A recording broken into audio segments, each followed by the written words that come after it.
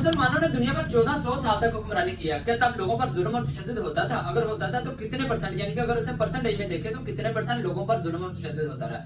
और उसके बरक्स अगर हम ये देखें कि जब से गैर मुस्लिम की हुक्मरानी है, यानी कि 1924 से लेकर आज तक, यानी कि ये जो दौरानिया तकरीबन 100 साल का बनता है, तो इसमें लोगों पर कितने परसेंट जुल्म और तशद्दुद हुआ है? तो दोस्तों आपको बताते चले, ये जो मुस्लिम्स का दौरानिया था ये 1400 साल बनता है, और उसमें जो लोगों पर जुल्म और तशद्दुद हुआ है उसकी जो परसेंटेज निकाली जाए तो वो 5% या इससे भी कम बनता है। और वो भी उस सूरत में जैसे कि सियासी मुखालफिन की आपस में जो लड़ाइयां झगड़े होते थे, या फिर आप करबला का वाकया देख सकते हैं। यानी कि यूं कहने के जो आम सिविलियंस होते थे उन पर कोई भी किसी भी किस्म का जुल्म और तशद्दुद नहीं हुआ करता था, या कोई भी आपको वाकई इस तरह से नजर नहीं आएगा। और इसके बरक्स अगर हम ये देखें, ये जो गैर मुस्लिम की हुक्मरानी है इनका जो 100 साल का दौरानिया बनता है, तो दोस्तों इसमें आपको बताते चले अगर परसेंटेज में देखा जाए तो 95% या इससे भी ज्यादा बनता है जो लोगों पर जुल्म और तशद्दुद हुआ है। और इस 100 साल के दौरानिया में तकरीबन 3 करोड़ लोग मारे गए हैं। और इसमें आपको बताते चले जो मेजोरिटी लोगों की है ना वो सिविलियंस की है। तो खुद अंदाजा लगाएं जो मुस्लिम्स की पॉलिसीज वगैरह होती थी वो कितनी बेहतर थी और इनकी कितनी बेहतर है। तो दोस्तों आपको बताते चले कि जब से हुज़ूर सल्लल्लाहु अलैहि वसल्लम दुनिया में तशरीफ लाए हैं तब से लेकर आज तक 1500 साल मुकम्मल गुजर चुके हैं। तो इसमें जो 1400 साल थे वो मुसलमानों की हुक्मरानी रही है। और इसमें जो 600 साल से लेकर तकरीबन 1000 साल का दौरानिया बनता है दोस्तों, इसमें जो मुसलमान थे इतनी पावर में थे कि कोई भी इनके मद्दे मुकाबला नहीं था, यानी कि कोई भी दुनिया में इनका मुकाबला करने वाला नहीं था। ये सबसे ज्यादा पावर में थे, दुनिया की सबसे बड़ी सुपर पावर थे।